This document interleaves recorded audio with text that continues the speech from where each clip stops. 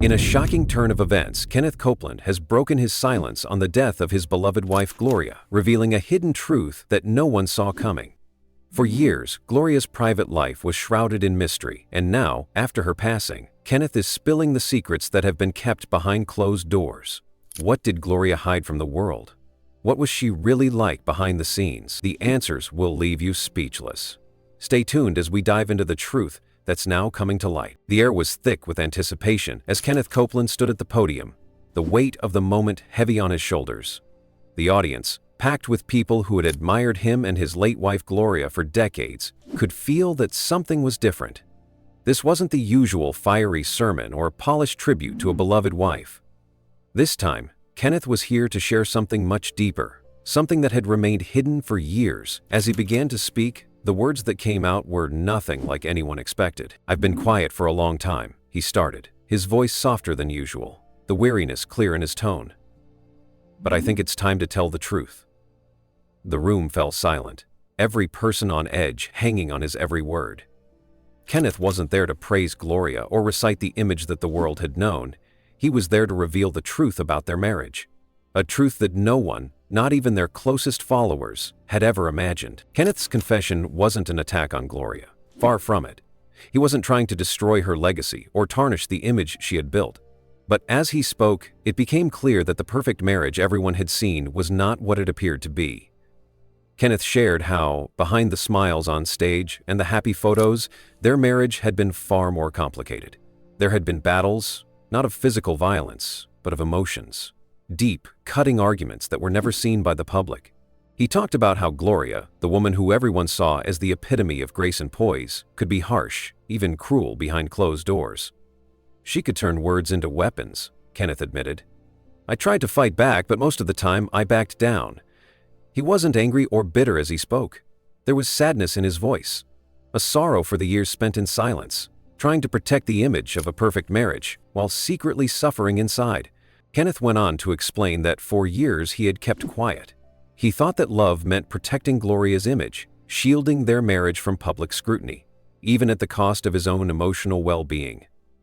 "I stayed silent because I thought it was what love required," he said. "But in silence, I buried a piece of myself."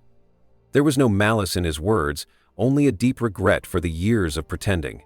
He explained that the public had never seen the real struggles, the moments of anger and disappointment that were part of their daily life. Despite the emotional toll, Kenneth didn't want to destroy the memory of his wife.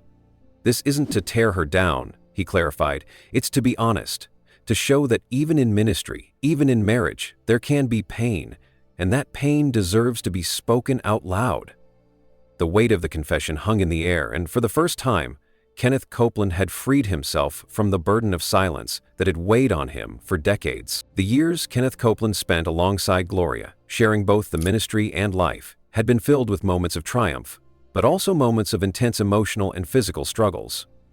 As Kenneth began to speak out, reflecting on those years, he didn't just reveal the golden moments the public had admired. Instead, he unearthed the raw, vulnerable side of their marriage, one that had remained hidden from the world until now. Kenneth had always been seen as a larger-than-life figure, a man of immense faith and strength who preached about prosperity, power, and victory. But as he stood at the podium, he began to show a side of himself few had ever seen. A man who had been silently carrying burdens for years, trying to hold together both his personal life and his public image. "I know what you all saw," Kenneth began, his voice barely above a whisper, the weight of his words pressing against the crowd. "You saw us standing there together, smiling, preaching, giving you hope, but behind that smile, things weren't always as perfect as they appeared." He paused, allowing the words to sink in. The audience, still and silent, hung on his every word. Kenneth talked about how, at first, their marriage had been full of passion and excitement. They were both young, driven, and determined to make a mark on the world. They had dreams, big dreams. They wanted to change the world with their faith and message. Together, they built a ministry that would reach millions. They stood side by side, sharing the same mission, and at first, it seemed like everything was aligning perfectly. But over time, cracks began to form in their relationship. "Gloria was a fire," Kenneth said, a note of admiration in his voice. "She was fierce, passionate, and not afraid of anyone or anything. That's what I loved about her. That fire made her one of the most powerful voices in Christian ministry. But, behind closed doors, that same fire could burn, and it wasn't always easy to handle. Kenneth admitted that Gloria's fiery personality, which had been part of her strength on stage, had sometimes become a source of tension in their marriage. She could be harsh, demanding, and at times, cruel. There were moments when her words cut deeper than any knife. Kenneth described how their arguments weren't just disagreements over trivial matters. They were intense emotional battles, sometimes centered around control, their children, or the ministry itself. I remember nights when the tension was so thick you could cut it with a knife, Kenneth confessed. We would argue about everything, big things, small things, and in those moments, I realized how far we had drifted. I would wonder if the person I stood next to on stage, the woman who preached with such power, was the same person I came home to. His voice faltered slightly as he recounted how the stress of keeping up appearances had taken its toll.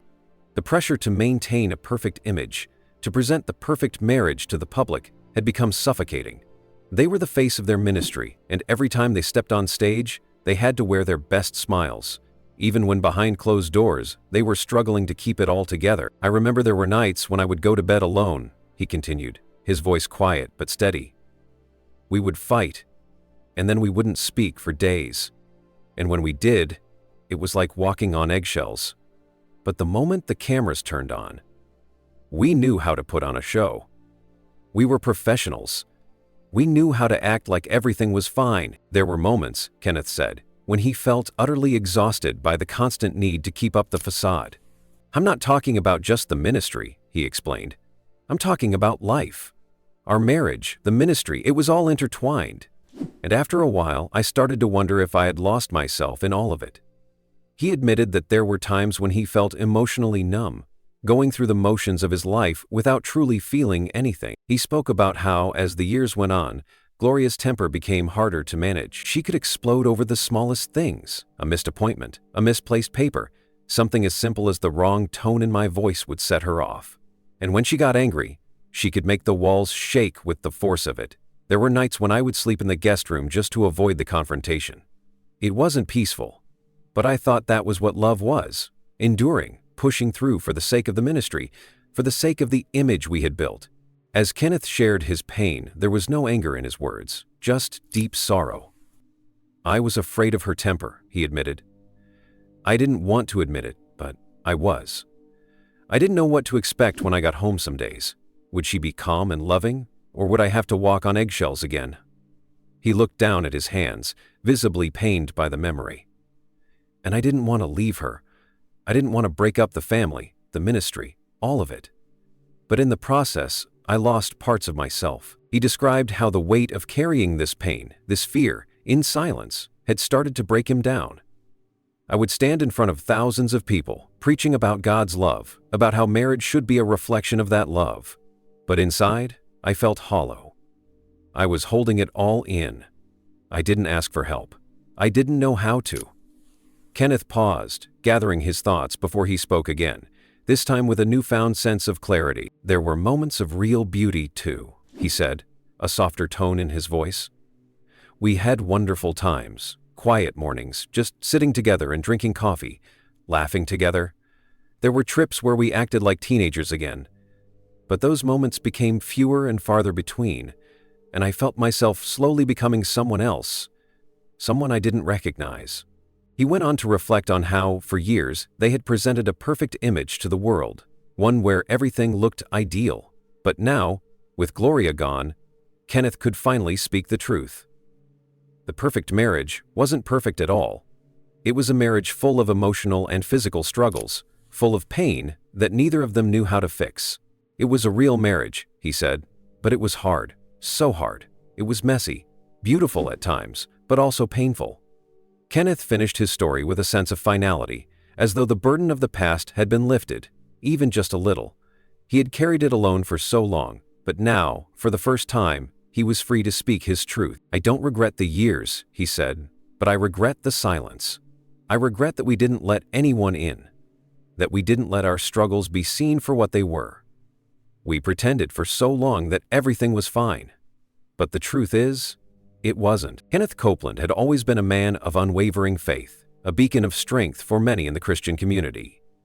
As the founder of one of the most influential ministries, he and his wife Gloria had long been seen as the perfect couple, a symbol of a prosperous and faithful marriage. To the public, they were partners in every sense of the word, working together to spread the message of faith and prosperity across the globe. But behind the closed doors of their ministry, something much darker had been lurking. A truth Kenneth had kept buried for years, a secret that would haunt him and ultimately shape his silence. It started in the early years of their marriage, long before the cameras were rolling and their ministry had become a household name. Kenneth and Gloria's relationship had always been built on mutual respect, passion for their calling, and a shared vision for the future.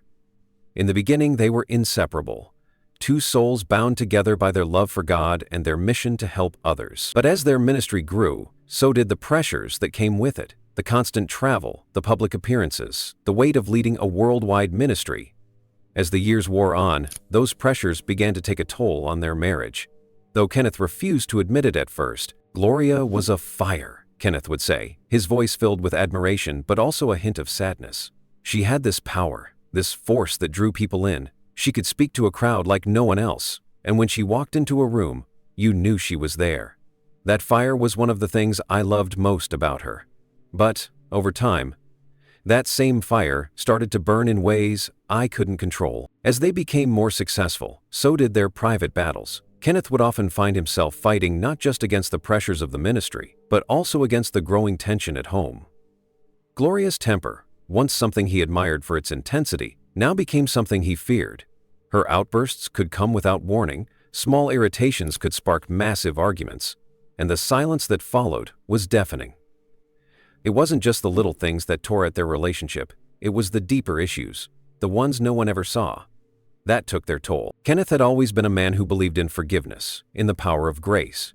He had preached it from the pulpit, written books about it, and lived it out in front of thousands. But when it came to his own marriage, he found himself struggling to practice what he preached. He had grown used to the silence, the lies, and the hurt that festered beneath the surface. He would swallow his feelings, push them down, and continue on with the ministry, because that's what was expected of him. That's what the world wanted to see. But there came a time, years later, when the truth became undeniable. The signs had always been there, subtle at first. Late-night meetings, strange phone calls, unexplained absences. He had noticed them, but he had pushed them away, convincing himself that it wasn't what he thought it was. Gloria, he told himself, was just busy, just overwhelmed. She was doing the work of God after all, and he had to be supportive. But the gut feeling never went away. Deep down, he knew something wasn't right. Then, one evening, the truth came crashing down on him. He had been in their kitchen as usual, sipping his coffee, when he heard Gloria on the phone in the next room. She was laughing in that way she did when she was with someone she cared about. It was a laugh he had heard many times over the years, a laugh that had once been reserved just for him.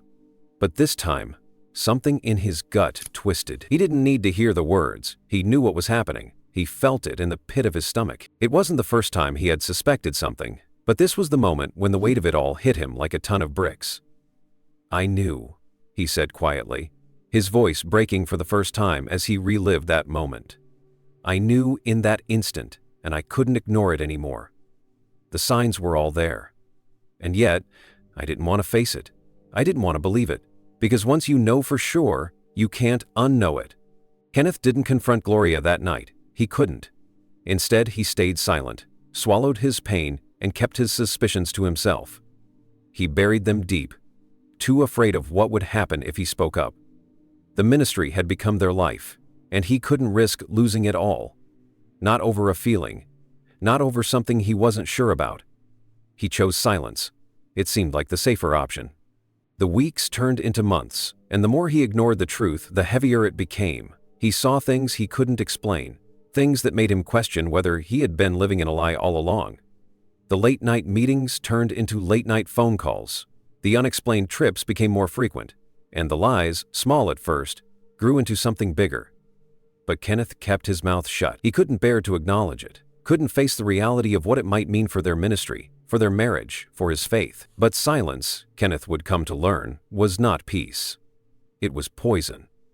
It was a slow, suffocating death, one that eroded his spirit, his marriage, and his identity. I had to pretend. I had to act like everything was fine, he said, his voice filled with regret. We were the golden couple, the ones everyone looked up to. We had to maintain that image no matter what. But the silence, it was killing me. It was killing us. And I didn't know how to stop it. The truth finally came to light in a way Kenneth never expected. He realized, too late, that the infidelity wasn't just a betrayal of their marriage. It was a betrayal of everything they had built together. Gloria's actions, though hidden for so long, had shattered the foundation of their life, their ministry, and their marriage. Kenneth had lived with the pain for so long, and now that Gloria was gone, he couldn't keep it locked inside any longer. In his final moments of confession, Kenneth didn't cast blame or harbor anger. He simply told the truth. I loved her despite everything, he said, his voice raw with emotion. But love doesn't mean pretending. It doesn't mean hiding the truth. It means facing it, even when it hurts. The world may never fully understand the pain Kenneth endured in silence. They may never fully grasp the weight of the betrayal he felt, nor the emotional toll it took on him. But in that moment of truth, he was finally free, not from the memory of Gloria, but from the lie they had lived. And maybe, just maybe, it was that truth that would begin to heal the broken pieces of his soul. Kenneth Copeland sat in his study, the room unusually quiet. It had been a few weeks since he had shared the truth with the world, and the weight of it still lingered in his chest. The silence felt different now, not like the heavy burden of secrecy that had followed him for so many years, but a silence that came with the relief of knowing he had finally spoken the truth. The impact of what he had said was still sinking in, not just for his audience, but for himself too. It had been difficult to open up about the dark parts of his marriage, the parts that no one had ever seen. The years of silence had built up a wall around him, and tearing it down was not as easy as he had hoped.